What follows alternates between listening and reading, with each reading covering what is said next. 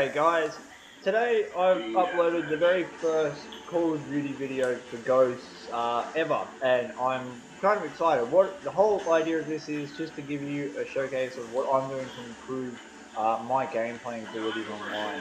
Now, I'm an average player, I'm not that crash hot, and I'm teaching myself to be better. So what I'm going to do is just run you through what I'm doing. This is our baseline start. So I always run not towards the enemy spawn point at the start. I always run to where I think that they will end up being. The places I would run if I was on the opposite side of the team. And I was dead on right, found a guy on the roof there. Now, this guy is a third level prestige, and I've only just unlocked him, so I've only got one basic short mini, I think it's the K7 gun setup. So what I was doing here is I just got hit from behind, so I decided to run into the building and try and double back on it, but that didn't work so good, did it?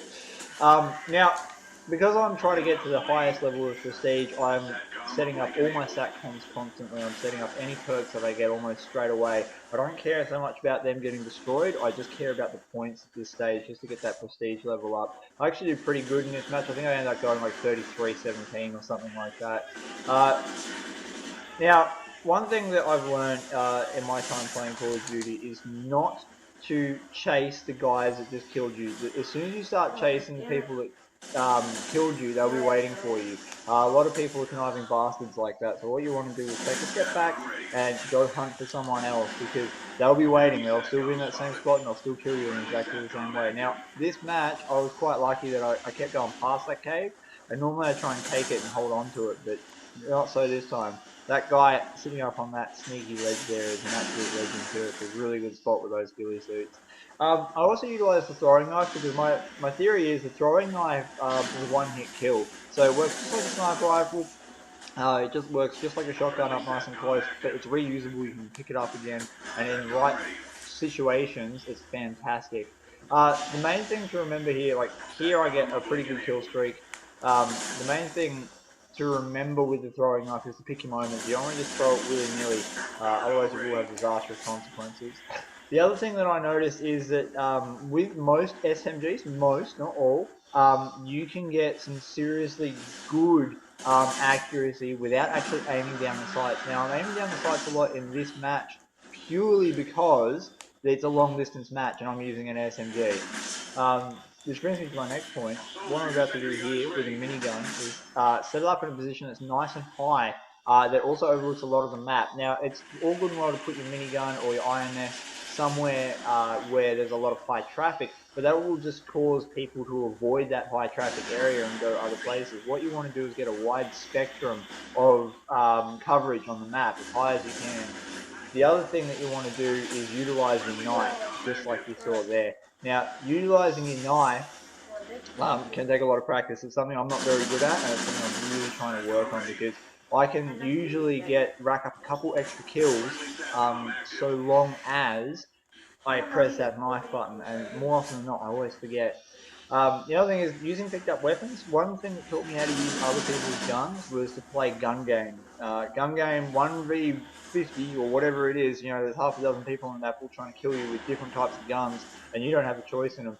I play that game a lot just to get better at all the different weapons. And again, hip fire accuracy.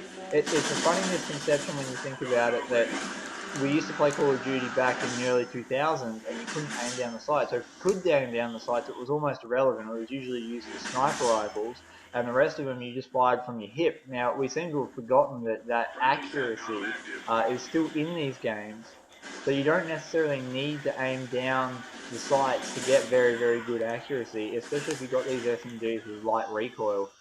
Um, yeah, when your sentry gun's gone. The good thing to remember is where you have your equipment, because if you hear that something's been blown up or stabbed, like your IMSs or your SATCOMs, you can go back and you can actually find the people that are doing it. Normally they'll be running around that same sort of area almost straight away, and they can pick up a couple of really easy kills. Again, I'm rambling on here. I'm going to do some more specific videos on what to do and how to do them. What I do, but I also want to hear you guys give me suggestions for how I can improve my gameplay. Like I said, this was a good match. My average match, I'm probably usually a 1.3 kill death ratio. So you're averaging somewhere around 20 kills and maybe 17 deaths, or 15 deaths, something like that. And also class setups. Give us some hints on what you guys do for class setups, because what I do for class setups is going to be completely different, and it's taken me a long time to figure out what works and what doesn't. And I know you guys will have some tips for me. That is that guy back up in that sneaky spot again, looking to absolutely fuck his shit up. Makes you feel so good when you get on a nice streak like this. I die here. Well, yeah, don't you hate that? Just about to get in cover and then you die. Yeah. That's alright. Like I said, whack your satcoms up. The other thing to do that I noticed is glance at your minimap. If you glance at your minimap more often, you'll pick up little hints onto where people are. And it's been invaluable because instead of running around like a blind idiot, you actually have some reference point to where the baddies are, which gives you a huge, huge advantage over them. See, and here's what I'm talking about, that hip fire accuracy. It allows you to move quicker. It allows you to still hit them accurately, but it doesn't slow you down. Most of the time, you get really, really slowed down when you have to aim down your sights. So instead of doing that, hip fire accuracy, just like that. That guy came back to find me. That's what I'm talking about. Don't go chasing the person that just killed you, because it will get you killed. What you need to do instead is go looking for someone else to find and murder. I can't remember. This might be the part. Well, at some part I absolutely own in one of these buildings. We might have already been through it. Oops, bomb. Hey. 62, 53. Alright, see, now that's what I'm talking about by aiming down the sights. It can be very, very difficult to aim down sights and hit people with SMGs at distance, because they've got very minimal recoil, but they also don't like to be adjusted.